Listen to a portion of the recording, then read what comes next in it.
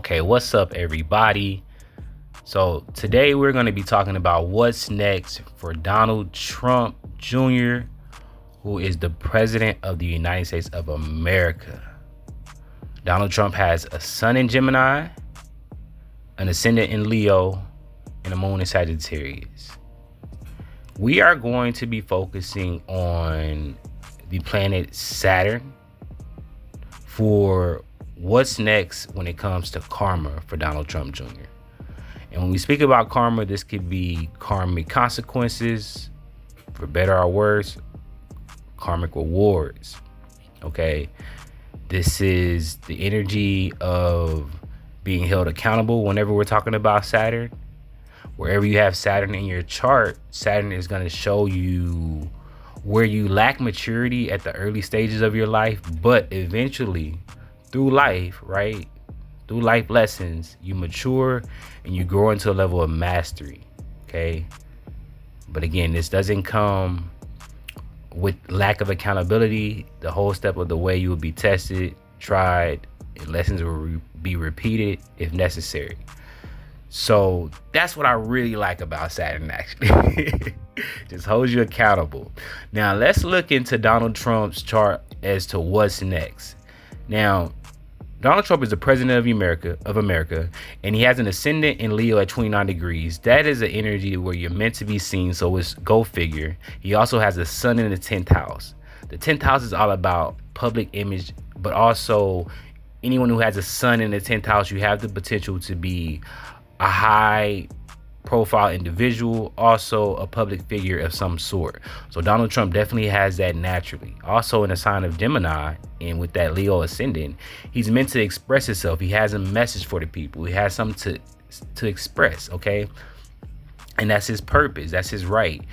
Now, the 10th house is in Gemini, and opposing this is Sagittarius, where his moon is in Sagittarius, okay? So he definitely has an opposition going on with his sun and moon, south node, north node here, where there's something in the past that needs to be relooked at this lifetime. There's a different message, a different idea, a different way of going about it with that north node in Gemini that is meant for him to discover and seek out with that Sagittarius south node.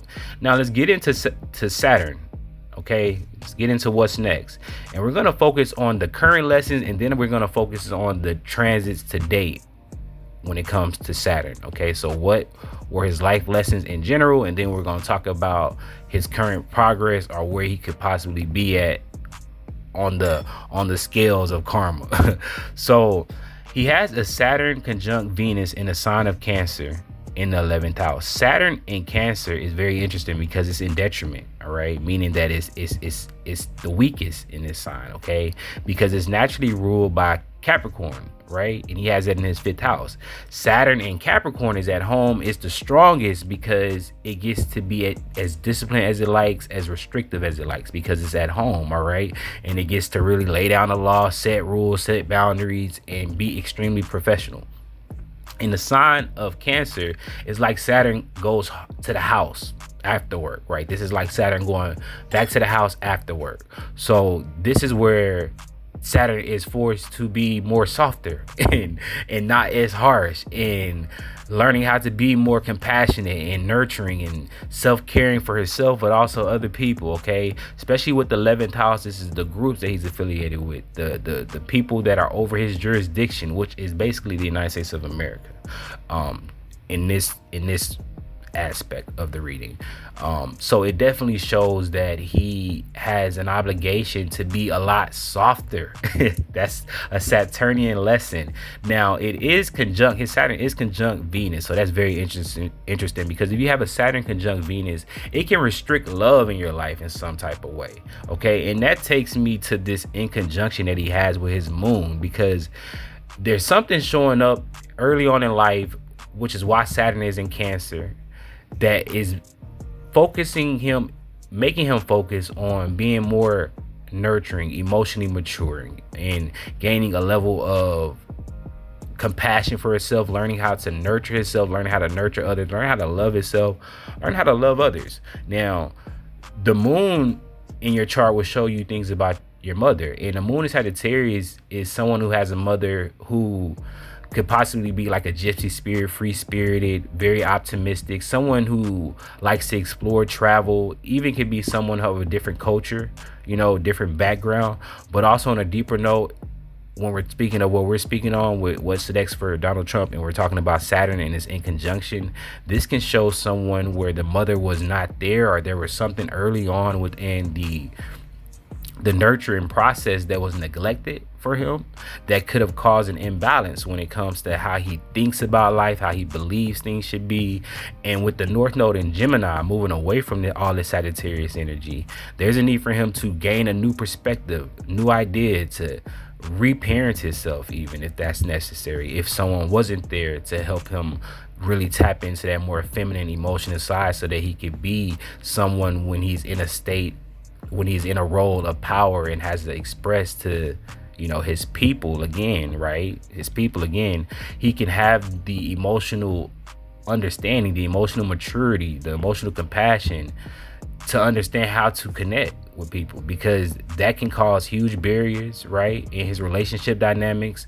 And I think that takes us into what's currently going on and what's next with this transit Saturn energy, because we have the sun that just entered Cancer, and Cancer activates his Saturn conjunct Venus.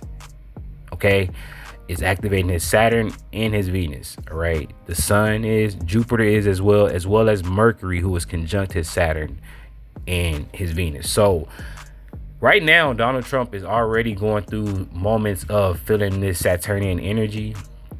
The sun is definitely going to highlight the lessons he's learned and the lessons that he hasn't learned. And it's going to bring up any type of remnants from the past, whether this is dealing with his maternal line. And this will show up for better or worse. Now, how this can play out, he could have two ways. On the positive end, this energy can really show up as you being able to, you being paid, right? You gaining rewards as a result of the people that you have helped emotionally, the people that you have taken care of and protected emotionally, or looked out for emotionally, or even how you've expressed certain vulnerabilities to the world and it's helped people emotionally. You will gain a lot of rewards with this Saturn and Cancer square, especially with the Saturn and Cancer squaring to Saturn in Aries. Okay, 8th and 11th house. That's this energy of vulnerability, and this is dealing with the emotional realm. So on the positive end, you could receive just a lot of more power and respect, and gain more acclaim within certain group dynamics and certain, reaching more aspirations in your life as a result of doing that. Now, on the negative end, how this can play out, if you've lacked the proper emotional care and awareness on how to nurture others, and you've moved more into this energy of controlling and manipulating the very ones who you're supposed to pretty much be taking care of or looking over in some type of emotional way, this energy can be reversed, and you can feel exactly how you're making these people feel. Now, this could be as a result of how you felt as a child, right? The same emotions that a mother or maternal figure made you feel as a child. If you have repeated these same cycles in some way, or just clinched onto a certain belief that now has you acting a certain way to where you basically neglect the same people in your care as you were done, well, then this energy is going to return, and you're going to feel the exact same way you made other people feel, that neglect, that emotional insecurity, and even isolated as well, which takes me to the next of what can happen. With this being the 11th house, this can be feeling really isolated from certain group dynamics. This can be losing loyalty from certain group dynamics, especially because a lot of these groups feel as if you fail to deliver on your end of the bargain of some way, shape, or form. So you can lose people's loyalty right now and feel extremely isolated. That can show up right now for Trump. So we'll see how this plays out exactly, but I see a lot of things being revealed, right? Mercury is already on his Saturn right now. A side note, Elon Musk also has a sun in Cancer and a Mercury in Cancer. So that's very interesting because that shows up in the synastry chart. Elon Musk's sun in Cancer and Mercury in Cancer shows up in Donald Trump's 11th house of allies and alliances. So it's no wonder that they became really close and were able to exchange ideas and to be able to team up. But I also think depending on whatever came out, for better or worse, whatever ideas were exchanged, whatever inventions were talked about, the collective will get a lot more of that information, with the sun as well going over Saturn. Also with Mercury going over Saturn right now, there's even chances of this information coming out now within the next coming days, especially as well because we have a new moon in Cancer that will be happening in Donald Trump's 11th house. So a lot of Saturnian influences are showing up in his life. So we'll see how this plays out for him. Will Elon Musk in his conversations come out to haunt him for worse? Or will the very people that have helped him rise in power turn against him? We shall see. Okay. Donald Trump Jr., if you need any type of help or guidance, dealing with any maternal wounds or just how to navigate this energy, hit CCG Astrology up. We are here to help. All right. This is a safe space. We can help you move through things a lot smoother. That I can assure you. So without further ado, until next time, peace.